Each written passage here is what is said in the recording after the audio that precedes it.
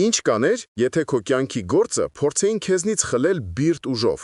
Պատկերացրեք մի ծեր վարպետի, ում ձեռքերը դարեր շարունակ զրուցել են քարի հետ, եւ մի օր նրա արհեստանոցի դուռը թակում է անողոք մի կառուցապատող, ում բուլդոզերը նշան է բռնել ոչ միայն հողի, այլև վարպետի պապի ձեռքով կերտված սրբազան խաչքարի վրա։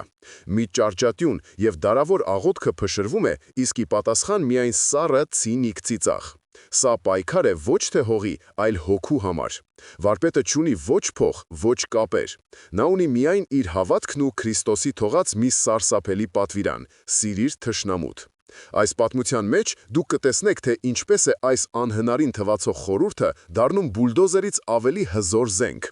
Բայց ամենակարևորը, մենք միասին կբացահայտենք, թե ինչպես է Գեղարդի վանքի խորհրդավոր լռության մեջ ծնվում մի քայլ, որը կարող է ամենադաժան թշնամուն ստիպել կանգնել սեթական խղճի դատաստանի առաջ։ Պատրաստվեք տեսնելու մի ճակատամարտ, որտեղ հաղթում է ոչ թե մուրճը, այլ սիրտը։ Բաժանորդագրվեք հիմա եւ մեկնաբանություններում գրեք ձեր քաղաքի անունը, տեսնենք, թե քանի հոգով ենք։ Արարատյան դաշտի վրա առավոտյան արևի շողերը դեռ նոր էին սկսել գուրգուրել Մասիսի ձյունե գագաթը, երբ Գևորգ վարպետի արհեստանոցի հանգստությունը խախտվեց պողպատե հրեշի մռնչյունից։ Գևորգը, որի տարիքը հասնում էր 55-ի, մի մարդ էր, ում ձեռքերը կարծես ծնվել էին քարի հետ զրուցելու համար։ Նրա երակներով ոչ թե արյուն, այլ տուֆի ու բազալտի փոշին էր հոսում։ Նրա պապը եւ պապի պապը խաչքարագործներ էին եղել, եւ այս փոքրիկ քարաշեն արհեստանոցը, որը կպած էր իրենց հայրական տանը, ավելին էր, քան պարզ պատպես աշխատատեղ։ Այն սրբավայր էր, որտեղ քարը վերածվում էր աղոթքի, իսկ զարդանախշը ավետարանի պատգամի։ Այդ առավոտ նա իր 20-ամյա աշակերտի Եռանդուն ու Տաքարյուն Հովհաննեսի հետ ավարտին էր հասցնում մի խաչքար, որը պիտի զարդարեր Գյումրիի նորաշեն եկեղեցիներից մեկը։ Հանկարծ հարևան երկար տարիներ լքված հողամասից լսվեց բուլդոզերի ականջ ծակող ձայնը։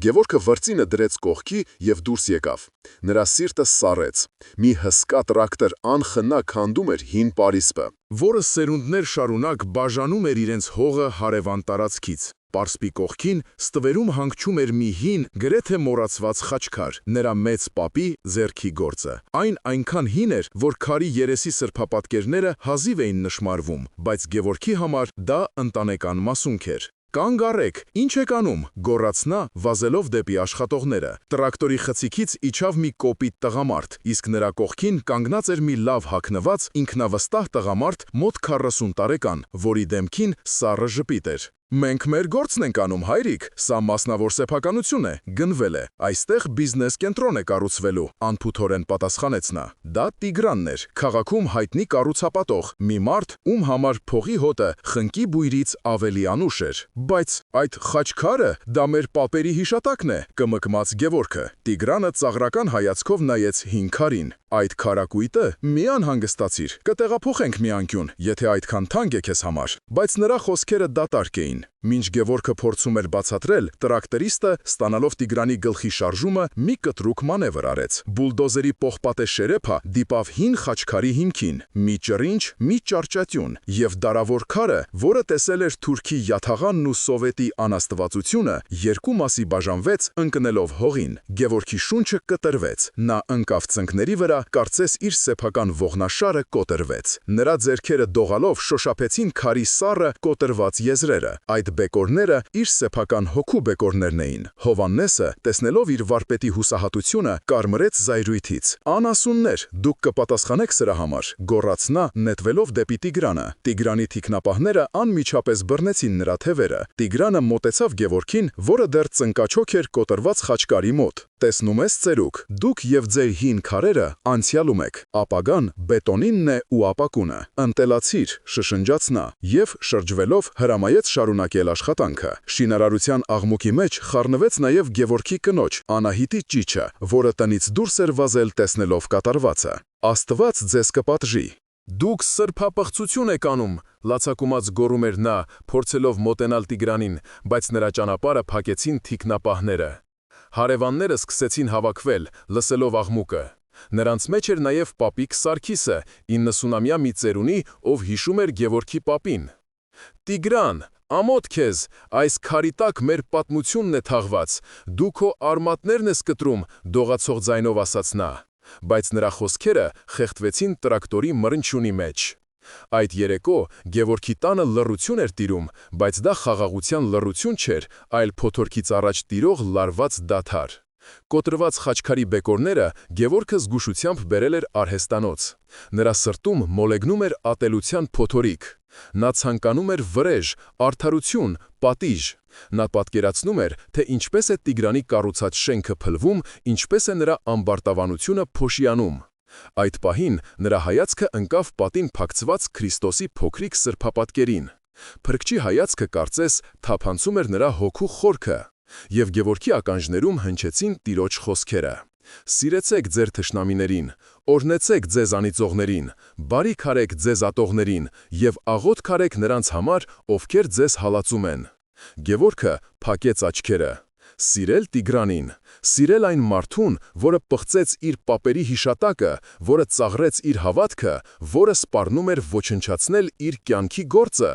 Դա անհնար էր թվում, դա անմտություն էր, դա դավաճանություն էր իր իսկ ցավի հանդեպ։ Ինչպես կարող ենք ներել, Գևորգ, նա մեր սրբությունն է ոտնատակ տվել, լացակումած ասաց Անահիտը, նստելով նրա կողքին։ Մենք պետք է պայքարենք, պետք է բոլորին ոտքի հանենք։ Հովհաննեսը, որը նրանց հետ էր, ավելի վճռական էր։ Պայքարը քիչ է, տիկին Անահիտ, նա հասկանում է միայն ուժի լեզուն։ Եթե օրենքը չի պաշտպանում մեզ, ուրեմն մենք ինքներս պետք է դառնանք օրենք։ Գևորգը լսում էր նրանց, բայց նրա հոգին պատռվում էր երկու մասի՝ մարդկային վրեժ խնդրության ցանկության եւ Քրիստոսի անհասկանալի, գրեթե անիրական թվող պատվիրանի միջև։ Նա նայեց իր ձեռքերին, այն ձեռքերին, որոնք սովոր էին քարից կյանք կերտել, եւ առաջին անգամ կյանքում չգիտեր, թե ինչ պետք է աներ դրանցով։ Հաջորդ օրը Գևորգի հոգին ավելի ծանր էր, քան այն բազալտի քարը, որը սպասում էր իր մուրճի հարվածին։ Նա չէր կարողանում աշխատել։ Ձեռքերը չէին ենթարկվում։ Միտքը պղտորված էր վրեժ խնդրության պատկերներով։ Հովհաննեսը, տեսնելով վարպետի տանջանքը, անընդհատ առաջարկում էր. «Վարպետ, եկեք դատարան դիմենք, մամուլին ասենք, մարդկանց հավաքենք, սա մշակութային վանդալիզմ է»։ Բայց Գևորգը գիտեր, որ Տիգրանի նման մարդկանց դեմ աշխարհիկ օրենքները անզոր են։ Նրա ցավը ավելի խորն էր, քան կարող էր չափել որևէ դատավոր։ Նա վերցրեց իր հին, մաշված ավետարանը եւ ուղղվեց դեպի գյուղի Սուրբ Գևորգ եկեղեցի, իր հոգևոր հոր Տեր Սահակի մոտ։ Տեր Սահակը 70-անց մի քահանա էր, ում ճերմակ մորուքն ու բարի աչքերը տեսել էին եւ սովետական աթեիզմի սառնությունը, եւ հավատքի վերածննդի ջերմությունը։ Նա նստած էր եկեղեցու բակում հին ընկուզենուս տվերի տակ եւ վերանորոգում էր մի հին պատարոտված ժամագիրք։ Գևորգը լուռ մոտեցավ եւ նստեց նրա կողքին։ Նա խոսքեր չէր գտնում իր ցավը բնյայելու համար։ Տեր Սահակը, առանց հարցեր տալու, պարզապես նայեց նրա տանջված դեմքին, փակեց գիրքը եւ ասաց. Երբ Քրիստոսը լեռան վրա քարոզում էր, նրա շուրջը հավաքված էին մարդիկ, ովքեր հռոմեացու ստրկության տակ էին։ Նրանք ամեն օր տեսնում էին անարդարություն, բռնություն, իրենց սրբությունների պղծում։ Նրանք սպասում էին, որ Մեսիան կգա եւ կասի վերցրեք սրերը, վրեժ լուծեք։ Իսկ նա ինչ ասաց. «Սիրեցեք ձեր թշնամիներին»։ Պատկերացնում ես նրանց տարակուսանքը, Գևորգ ջան։ Բայց ինչպես, Հայր Սուրբ, ինչպես կարելի է սիրել նրան, ով ոտնատակ է տալիս քո ամենանվիրականը։ Դա թուլություն չէ, հարցրեց Գևորգը, ձայնի մեջ հազիվ զսպելով հուզմունքը։ Տեր Սահակը բացեց ավետարանը, որը Գևորգը բերել էր իր հետ։ Տես, որդիս, հայ առաքելական եկեղեցին մեզ սովորեցնում է, որ Քրիստոսի պատվիրանը թուլության կոչ չէ, այլ աստվածային ուժի դրսևորում։ Սիրել թշնամուն չի նշանակում համաձայնել նրա չարության հետ, չի նշանակում թույլ տալ, որ նա շարունակի իր չարագործությունը։ Դա նշանակում է պայքարել ոչ թե մարդու դեմ, այլ նրա մեջ բույն դրած չարիքի դեմ։ Դա նշանակում է քո աղոթքով, քո ներումով, քո բարի գործով փորձել բուժել նրա հիվանդ հոգին։ Մեր սուրբ նահատակները, սուրբ Հռիփսիմյանց կույսերը, սուրբ Վարդանանք, նրանք չէին ատում իրենց դահիճներին։ Նրանք ատում էին այն մոլորությունը, որը տիրել էր այդ մարդկանց, եւ աղոթում էին նրանց փրկության համար, նույնիսկ մահվան մահճում։ Ահա թե որն է հայ քրիստոնյայի ուժը։ Քահանան ցույց տվեց եկեղեցու պատին փորագրված խաչքարերը։ Այս քարերից յուրաքանչյուրը քո պապերի նման մի վարպետ է կերտել։ Նրանք ապրել են ավելի դաժան ժամանակներում։ Բայց նրանք քարի վրա ոչ թե վրեժի տեսարաններ են փորագրել, այլ խաղողի ողկույզներ, նռներ, հավերժության նշաններ եւ մեր Տիրոջ խաչելությունը, որը ներման եւ սիրո գերագույն խորհուրդն է։ Նրանք իրենց պատասխանը տվել են ոչ թե քարով քարին, այլ քարի վրա կյանք կերտելով։ Գևորգը լսում էր, եւ քահանայի խոսքերը զովացուցիչ ջրի պես կաթում էին նրա այրվող հոգուն։ Նա սկսում էր հասկանալ, բայց դեռ չէր կարողանում ընդունել։ Այդ երեկո Գևորգի տանը լարվածությունը հասել էր գագաթնակետին։ Սեղանին դրված ընթրիքը վաղուց սառել էր։ Գևորգի կրտսեր եղբայրը Լևոնը, որը քաղաքում իրավաբան էր աշխատում, եկել էր, լսելով կատարվածի մասին։ Լևոնը 40 անց գործնական եւ տաքարյուն մարդ էր, ով հավատում էր օրենքի ուժին, բայց նաեւ ուժի օրենքին։ Եղբայր, ես հասկանում եմ քո ցավը, բայց եկեղեցում նստելով ու աղոթելով հարց չի լուծվի, կտրուկ սկսեց նա։ Այս Տիգրանի նման մարդիկ միայն մի լեզու են հասկանում՝ ուժի եւ փողի լեզուն։ Ես արդեն խոսել եմ իմ գործընկերների հետ։ Մենք կարող ենք նրա դեմ հայց ներկայացնել, բայց դա երկար կտևի։ Ավելի արդյունավետ տարբերակ կա, պետք է նրա վրա կոմպրոմատ գտնել։ Նրա նման շնաձկները միշտ էլ կեղտոտ գործեր ունեն արած։ Գտնենք, հրապարակենք, եւ նա ինքը կհասկանա, որ պետք է հետ կանգնի։ Եթե դա էլ չօգնի, ուրեմն պետք է մի քանի լավ տղաների խնդրենք, որ նրան բացատրեն իրավիճակը։ Գևորգը գլուխը բարձրացրեց, նրա աչքերում ցավ կար։ Լևոն, դու չես հասկանում, սա հողի կռիվ չէ, սա հավատքի փորձություն է։ Նա վերցրեց սեղանին դրված ավետարանը եւ բացեց։ Տերը մեզ ասում է. «Հերիք է Գևորգ», ընդհատեց նրան Լևոնը, ձայնը բարձրացնելով։ Քո Տերը տեսնում է, որ մի անաստված քանդում է քո պապի սրբությունը, եւ ինչ է անում։ Ասում է. «Սիրիր նրան»։ Սա ինչ տրամաբանություն է։ Մինչ դու կսիրես, նա քո տունն էլ գրխիդ կփլի։ Անահիտ, դու գոնե մի բան ասա քո ամուսնուն, մենք պետք է գործենք, մինչև ուշ չէ։ Անահիտը, որը մինչ այդ լուր լսում էր, արցունքները սրբեց։ Ես չգիտեմ, Լևոն, իմ սիրտը պատռվում է։ Ես էլ եմ ուզում, որ նա պատեժվի, բայց Գևորգը ճիշտ է, ատելությամբ ոչինչ չենք կառուցի։ Ընտանիքը բաժանվեց երկու ճամբարի։ Մի կողմում Լևոնն էր, ռեալիստը, ում սատարում էր նաև Հովհաննեսը, մյուս կողմում Գևորգն ու Անահիտը, որոնք փորձում էին կառչել հավատքի վերջին թելից։ Վեճը թեժանում էր։ Դուք իդեալիստներ եք, այս աշխարհը այդպես չի աշխատում, գոռում էր Լևոնը։ Իսկ դու մոռացել ես, որ այս աշխարհից բացի կա նաև Աստծո դատաստանը, պատասխանում էր Գևորգը։ Քրիստոսի խորհուրդը, որը պիտի մխիթարություն բերեր, դարձել էր ընտանիքը պառակտող սուր։ Այդ գիշեր Գևորգը վերադարձավ արհեստանոց եւ ծնկի իջավ կոտրված խաչքարի առջև։ Նա փորձեց աղոթել Տիգրանի համար։ Տեր, լուսավորիր քո ծառա Տիգրանի միտքը, բայց բառերը խեղդվում էին կոկորթում։ Նրա աչքի առաջ գալիս էր ոչ միայն Տիգրանի, այլև իր եղբոր զայրացած դեմքը։ Նա հասկացավ, որ լեռան քարոզից մինչև իր սրտի խորքը դեռ երկար, շատ երկար ճանապարհ կա անցնելու, եւ այդ ճանապարհը անցնում էր ոչ միայն թշնամու, այլև հենց իր սեփական ընտանիքի թյուրիմացության միջով։ Օրերն անցնում էին, եւ Տիգրանի շինարարությունը թափ էր առնում։ Գևորգի արհեստանոցի կողքին բարձրանում էր մի հսկայական բետոնե պատ, որը փակում էր արևի լույսը եւ կարծես խորհրդանշում էր այն անդունդը, որն առաջացել էր Գևորգի հոգում։ Շինարարության փոշին նստում էր նրա անավարտ խաչքարերի վրա, իսկ մուրճերի ու տեխնիկայի աղմուկը խլացնում էր նրա մտքի լռությունը։ Մի օր փոստատարը պաշտոնական ծրար բերեց։ Դա ծանոթում էր քաղաքապետարանից, որտեղ ասվում էր, որ Գևորգի արհեստանոցի մի մասը ըստ նոր կադաստրային չափագրումների համարվում է հանրային տարածք եւ ենթակա է օտարման հարակից կառույցի ենթակառուցվածքները սպասարկելու համար։ Դա բացահայտ սուտ էր, Տիգրանի հերթական հարվածը։ Նա ցանկանում էր ոչ միայն խլել հողը, այլև ջնջել Գևորգի արհեստանոցի գոյությունը։ Այս անգամ Հովհաննեսի համբերության բաժակը լցվեց։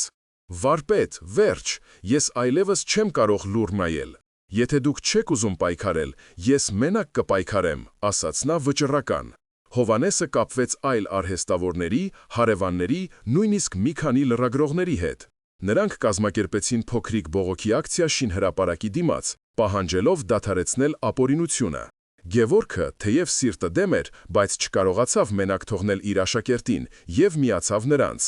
Նա լուր կանգնած էր, ձեռքին պահելով իր պապի կոտրված խաչքարի մի փոքրիկ բեկոր։ Տիգրանը երկար սպասեցնել չտվեց, նա ժամանեց իր թանկարժեք ամենագնացով, ուղեկցությամբ մի քանի մկանուտ տղաների։ Նա նույնիսկ չմոտեցավ բողոքողներին։ Նրա փոխարեն խոսեց նրա փաստաբանը, սառը, անդեմ մի մարդ, որը թղթեր թափահարելով, սպառնաց դատական հայցերով շինարարությունը խոչընդոտելու համար։ Տիգրանի մարդիկ սկսեցին հրել ցուցարարներին և շուտով սկսվեց քաշքշուկ։ Հենց այդ պահին եկեղեցուց վերադառնում էր Տեր Սահակը։ Տեսնելով այդ տեսարանը, նա դանդաղ քայլերով մոտեցավ։ Նրա հայտնվելը կարծես մի պահ սթափեցրեց բոլորին։ Նա մոտեցավ ոչ թե Գևորգին, այլ ուղիղ Տիգրանին, որը մեքենայի մոտից ամբարտավան հայացքով հետևում էր իրադարձություններին։ «Որդիս», ասաց Տեր Սահակը հանգիստ, բայց հաստատուն ձայնով,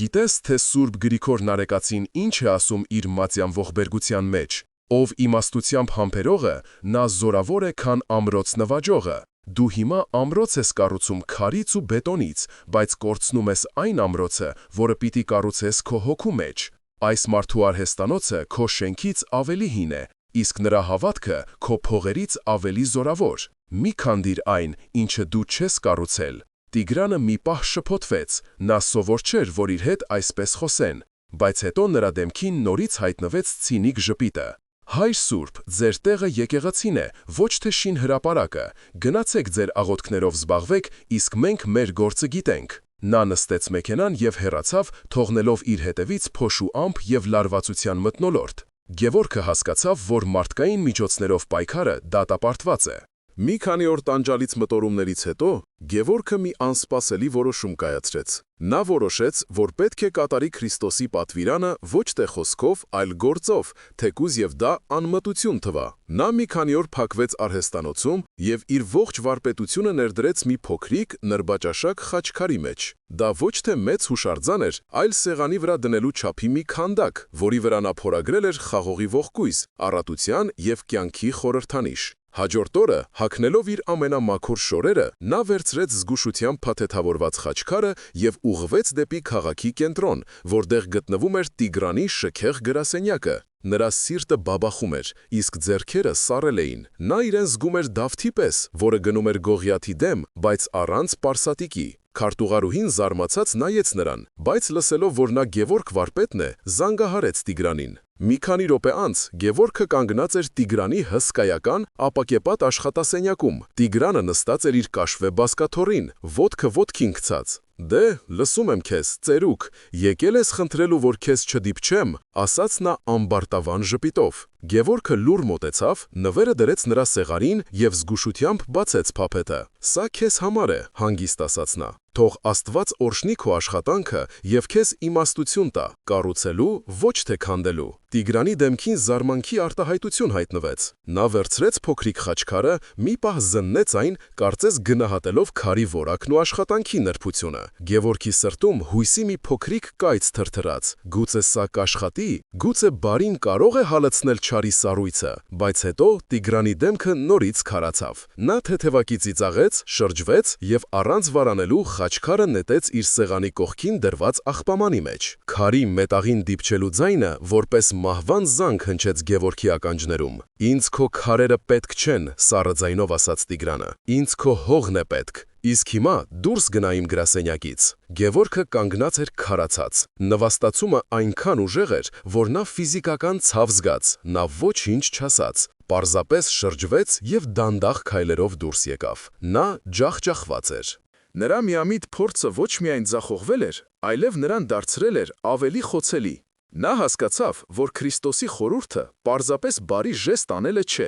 Դրա հետևում թաքնված էր մի խորություն, որը նա դեռ պետք է բացահայտեր, և այդ ճանապարհը շատ ավելի դժվարին էր լինելու, քան նա պատկերացնում էր։ Գևորգի նվաստացուցիչ այցից հետո Տիգրանը հասկացավ, որ ֆիզիկական ճնշումը բավարար չէ այս համառ ծերունուն կոտրելու համար։ Նա որոշեց հարվածել ամենացավոտ տեղին՝ մարդու բարի անվանանը։ Մի քանի օր անց տեղական թերթերից մեկում, որը հայտնի էր իր սկանդալային հրապարակումներով, հայտնվեց մի ծավալուն հոդված՝ «Խաչի ստվերի տակ թաքնված խաբեբաները» վերնագրով։ Հոդվածում առանց անուններ տալու, բայց պարզ ակնարկներով պատմվում էր մի բարեպաշտ խաչքարագործի մասին, ով իբր տարիներ շարունակ խաբեությամբ յուրացրել է պետական հողատարածքը, եւ այժմ, երբ օրինական սեփականատերը ցանկանում է քաղաքի համար օգտակար կառույց ստեղծել, նա կրոնական շանտաժի է դիմում, թաքնվելով իր կեղծ բարեպաշտության հետևում։ Տիգրանը հոդվածում ներկայացվում էր որպես բարերար, ով ցանկանում է ներդրում անել քաղաքի զարգացման մեջ, բայց բախվել է մի ընտանիքի ագահությանը։ Այս զրպարտությունը կայծակի պես տարածվեց փոքրիկ քաղաքում, որտեղ բոլորը բոլորին ճանաչում էին։ Գևորգի համար սկսվեց իսկական դժոխք։ Հաջորդ օրը, երբ Անահիտը գնաց շուկա, նա զգաց, թե ինչպես են մարդկանց հայացքները փոխվել։ Մսավաճառ Ռուբենը, ում հետ նրանք տասնյակ տարիներ հարևանություն էին արել, տեսնելով Անահիտին, մեջքով շրջվեց եւ սկսեց սպասարկել մեկ այլ հաճախորդի։ «Ռուբեն ջան, ինձ մի կիլոգրամ միս կկշռես», զգուշորեն հարցրեց Անահիտը։ Ռուբենը, առանց նրա կողմը նայելու, կոպիտ պատասխանեց. «Միս չկար, քույր ջան, վերջացել է», սակայն կողքի կնոջը նա քիչ առաջ մեծ կտոր էր տվել։ Նույնը կրկնվեց հացթուխի կրպակում, հետո կանաչեղենի վաճառողի մոտ։ Երեկվա բարեկամներն ու հարևանները խուսափում էին նրա հայացքից, շշնջում էին նրա թիկունքում։ Անահիտը վերադարձավ տուն, դատարկ ձեռքերով եւ արցունքն աչքերին։ «Նրանք մեզնից երես են թեքել, Գևորգ, նրանք հավատացել են այդ ստին, մեր պատիվը ոտնատակ են տվել», հեքեկում էր նա։ Ճնշումը դարձել էր ֆիզիկապես շոշափելի։ Դա ոչ միայն հոգևոր պայքար էր, այլև գոյատևման խնդիր։ Այդ երեկո նրանց տուն եկավ Լևոնը, ձեռքին թերթը։ Նրա դեմքը քարացած էր զայրույթից։ «Հիմա հասկացաք, թե ում հետ գործ ունենք։ Դու գնում ես նրան խաչ ես նվիրում, իսկ նա քո ընտանիքի անունը ցեխի հետ է հավասարեցնում։ Սա է քո սիրիր թշնամուտ պատվիրանի արդյունքը։ Ինչ կասեն մարդիկ։ Մեր հոր անունն են պղծում, իսկ դու լուռ ես։ Ես այլևս չեմ կարող սպասել։ Վաղը ես ինքս կգնամ եւ կխոսեմ այդ սրիկայի հետ, իմ լեզվով»։ Գևորգը նստած էր գլուխը կախ։ Նրա հավատքը սկսել էր սասանվել։ Նա հասկանում էր, որ Քրիստոսի խորհրդին բառացի հետևելը նրան եւ իր ընտանիքին դրել էր հանրային ամոթի սյան առաջ։ Ինչպես կարող էր Աստված թույլ տալ, որ ճշմարտությունը պարտվի ստին։ Գուցե Տեր Սահակը սխալվել էր, գուցե այդ պատվիրանը այլ ժամանակների համար էր, այլ մարդկանց համար։ Ներքին պայքարը նրան հասցրել էր հոգևոր փակուղու։ Նա շարունակում էր հավատալ Տիրոջը, բայց սկսում էր կասկածել, թե արդյոք ճիշտ է հասկանում նրա խոսքերի իմաստը։ Իր միամիտ քայլը ոչ միայն չէր լուծել խնդիրը, այլև այն հասցրել էր մի նոր, ավելի վտանգավոր մակարդակի, որտեղ վտանգված էր ոչ միայն իր արհեստանոցը, այլև իր ընտանիքի պատիվն ու ապագան։ Նա նայեց պատի սրբապատկերին, բայց այս անգամ փրկչի հայացքում նա ոչ թե մխիթարություն, այլ լուռ հարց էր տեսնում. «Դու դեռ ինձ հետևում ես, Գևորգ»։ Եվ նա պատասխան չուներ։ Գևորգի հոգին քարից ծանր էր։ Հանրային նվաստացումը, ընտանիքի պարակտումը եւ սեփական անզորության զգացումը նրան հասցրել էին հուսահատության եզրին։ Նա այլևս չէր կարողանում աշխատել, չէր կարողանում աղոթել, չէր կարողանում նույնիսկ մտածել։ Նրա ներսում դատարկություն էր։ Մի առավոտ, առանց որևէ մեկին զգուշացնելու, նա դուրս եկավ տնից եւ քայլեց դեպի լեռները, դեպի հին կիսավեր մի վանք, որի մասին պատմում էին, թե այնտեղ աղոթքն ավելի մոտ է Աստծուն։ Նա չգնաց այնտեղ աղոթելու կամ պատասխաններ փնտրելու։ Նա գնաց, որովհետև այլ տեղ չուներ գնալու։ Նա ուզում էր պարզապես փախչել բոլորից եւ ամեն ինչից, հատկապես իր սեփական մտքերից։ Վանքը գրեթե ամայի էր։ Այնտեղ ապրում էր միայն մի ծեր վանական, հայր Մակարը, ով իր կյանքի վերջին 20 տարիները նվիրել էր այդ սրբավայրի քարերը մեկ-մեկ իրար վրա դնելով վերականգնելուն։ Գևորգը ոչինչ չասաց նրան։ Նա պարզապես նստեց վանքի բակում մի հին թթենու տակ եւ սկսեց նայել դատարկությանը։ Նա այնտեղ անցկացրեց 2 օր առանց խոսելու, գրեթե առանց ուտելու։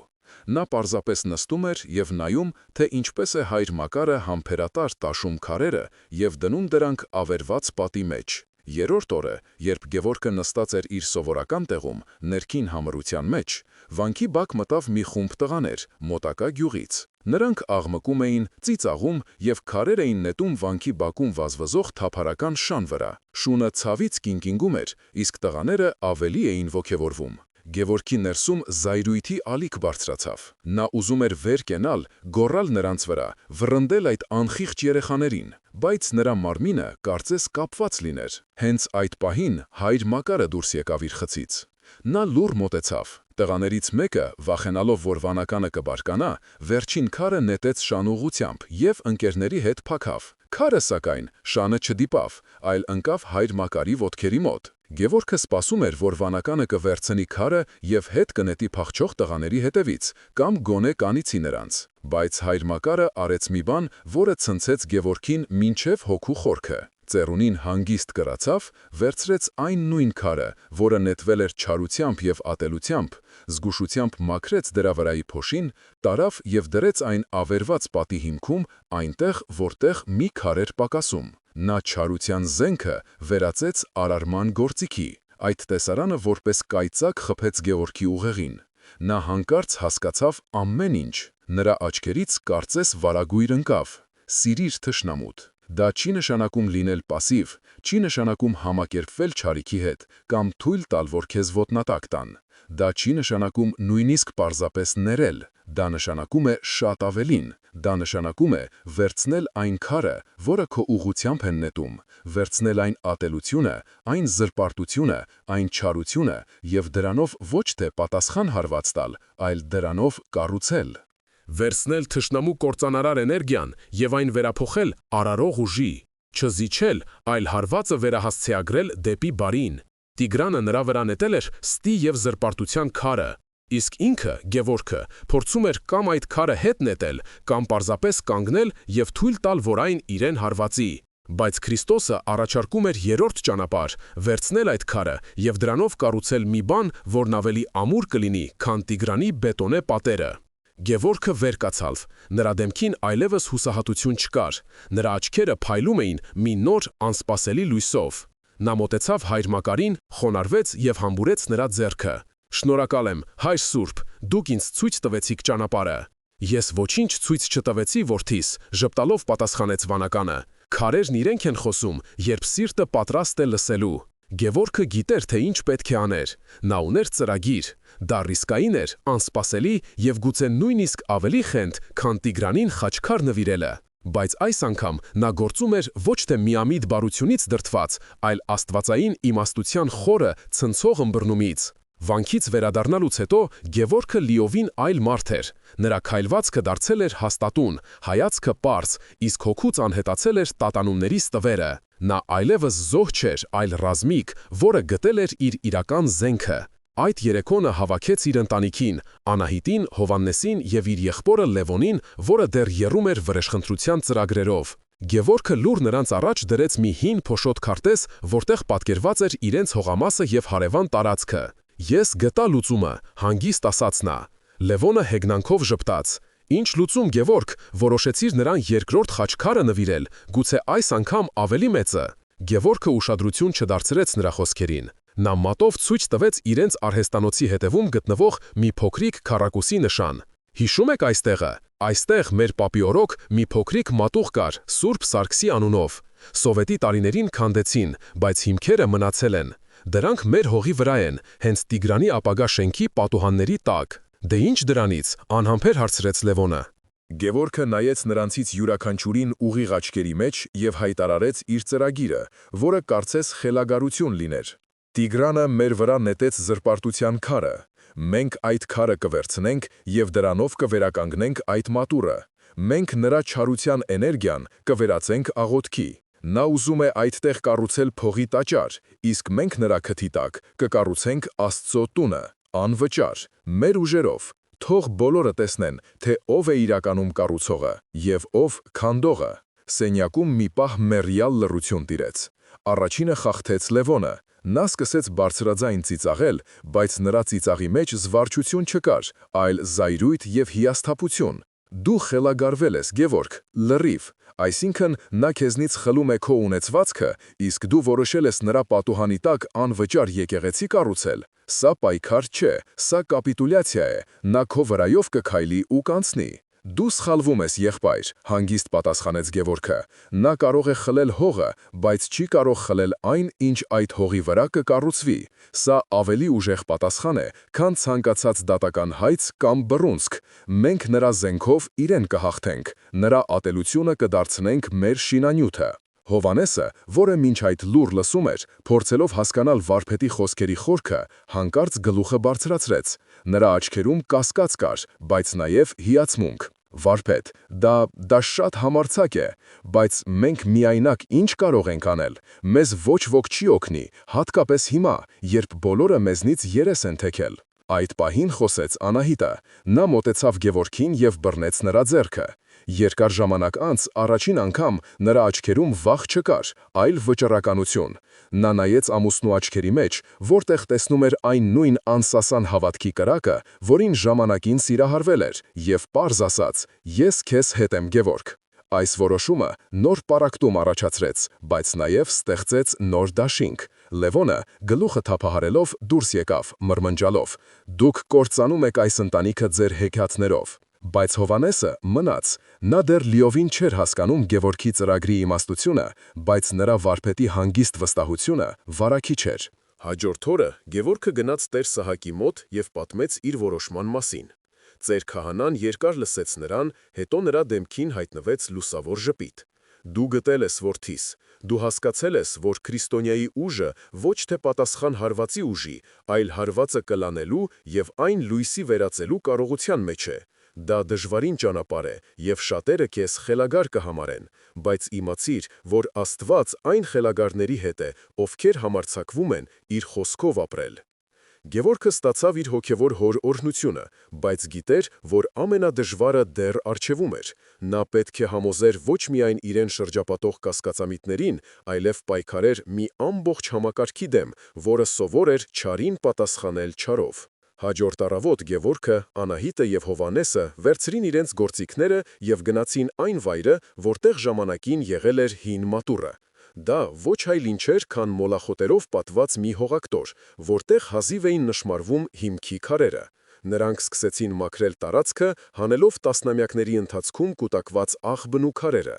Նրանց աշխատանքը լուռ էր, բայց վճռական։ Յուրաքանչյուր հանված քար, յուրաքանչյուր մաքրված թիզ հող կարծես աղոթք լիներ։ Տիգրանի շինհրապարակում աշխատանքը մի պահ դադարեց։ Բանվորները և նրանց ղեկավարը զարմացած նայում էին այս տարօրինակ տեսարանին։ Նրանք սպասում էին բողոքի ակցիաների, դատական հայցերի, գուցե նույնիսկ ֆիզիկական բախման, բայց ոչ սրան։ Մի քանի ժամ անց, երբ Տիգրանը ժամանեց իր շքեղ ամենագնացով, նրան զեկուցեցին իրավիճակի մասին։ Նա մեքենայից դուրս եկավ և մի պահ ուշադիր նայեց Գևորգի ընտանիքին։ Նրա դեմքին ծաղրական ժպիտ հայտնվեց։ Նա հասկացավ սա որպես հուսահատության ժեստ, որպես թուլության նշան։ Նա որոշեց խաղալ նրանց նյարդերի հետ։ Շինհրապարակը վերածվեց իսկական մարտադաշտի, բայց սա անսովոր մարտ էր։ Տիգրանի հրամանով բանվորները միացրին հսկայական բարձրախոսներ, որոնցից սկսեց հնչել ականջ ծակող ռիթմիկ երաժշտություն, խանգարելով նրանց կենտրոնանալ։ Բայց Գևորգն ու իր փոքրիկ թիմը շարունակում էին աշխատել, կարծես ոչինչ չլսելով։ Հետո Տիգրանի մարդիկ սկսեցին շինարարական աղբը բերել և լցնել հենց մաքրված տարածքի կողքին, ստեղծելով մի զզվելի աղբակույտ։ Նրանք անցնելիս վիրավորական խոսքեր էին նետում, ծաղրում էին Գևորգի բարեպաշտությունը։ Սակայն Գևորգը յուրաքանչյուր վիրավորանքի պատասխանում էր ևս մեկ քար դնելով մատուռի հիմքում։ Նա նրանց ատելության էներգիան ուղղում էր դեպի արարում։ Նրա հանգստությունն ու անսասան կամքը սկսեցին ազդել շրջապատի վրա։ Առաջինը նրանց միացավ Պապիկ Սարգիսը։ Նա դողացող ձեռքերով բերեց մի դույլ ջուր և ասաց. «Ես կռվելու ուժ չունեմ, բայց ձեր քրտինքը սրբելու ուժ դեռ ունեմ, զավակներս»։ Հետո մոտեցավ հացթուխը, ով մի քանի օր առաջ երես էր թեքել Անահիտից։ Նա ամաչելով մի քանի թարմ հաց դրեց քարի վրա։ «Ներեցեք ինձ, ես վախեցա», մրմնջաց նա։ Օրվա վերջում Գևորգի շուրջ արդեն հավաքվել էր մի փոքրիկ խումբ, մի քանի հարևաններ, նույնիսկ մի քանի բանվորներ, ովքեր ավարտելով իրենց աշխատանքը Տիգրանի մոտ, լուռ գալիս և օգնում էին քար տեղափոխել։ Հակամարտությունը դառնում էր հանրային, և մարդկանց համակրանքը ակնհայտորեն Գևորգի կողմն էր։ Նրանք տեսնում էին ոչ թե երկու մարդու պայքար հողի համար, այլ երկու աշխարհայացքների բախում։ Մի կողմում փողի և կոպիտ ուժի աշխարհներ, մյուս կողմում հավատքի և արարման անսասան ուժը։ Տիգրանը, տեսնելով, որ իր հոգեբանական ճնշումը տալիս է հակառակ արդյունքը,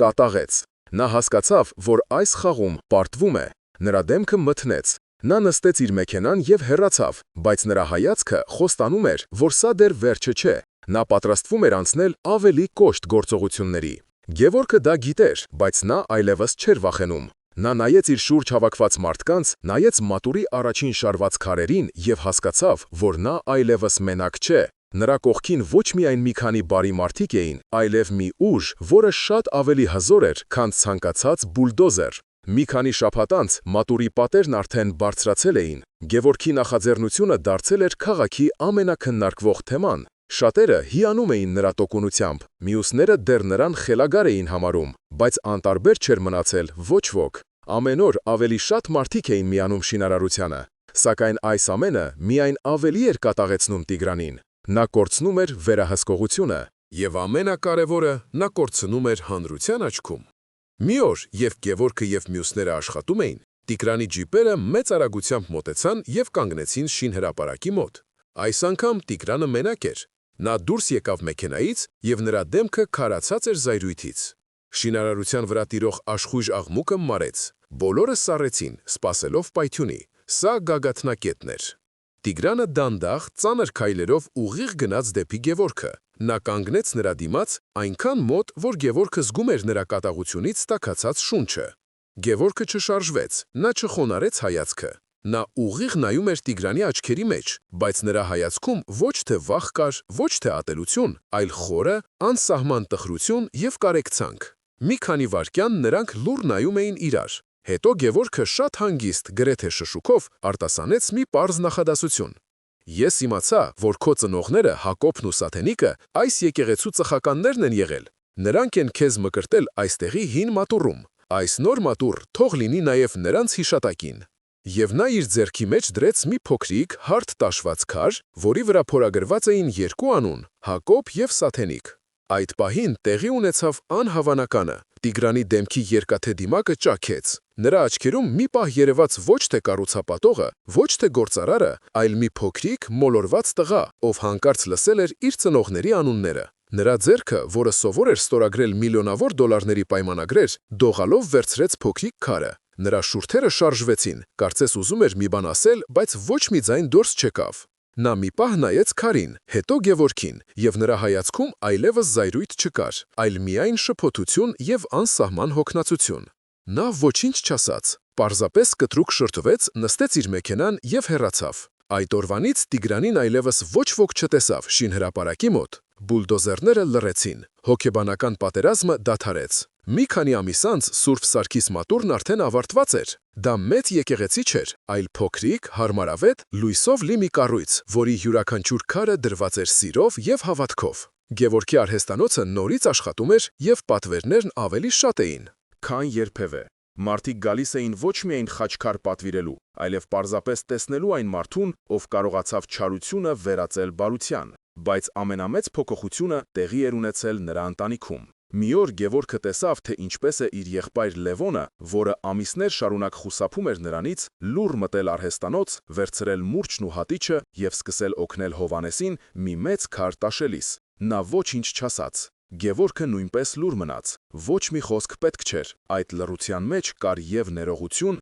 եւ հարգանք, եւ ընտանիքի վերականգնված միասնություն։ Գևորգը հասկացավ, որ ինքը հաղթել է ոչ թե Տիգրանին, այլ այն չարիքին, որը փորձում էր բույն դնել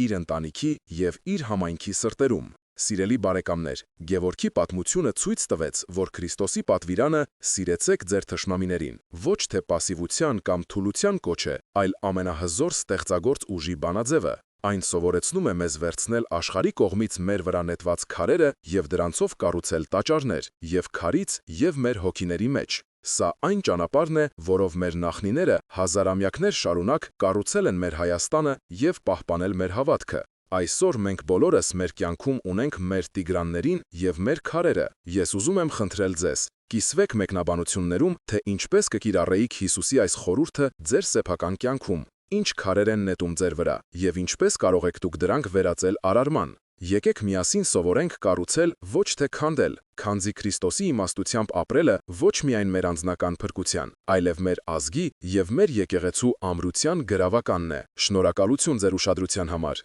Աստված ձեզ հետ։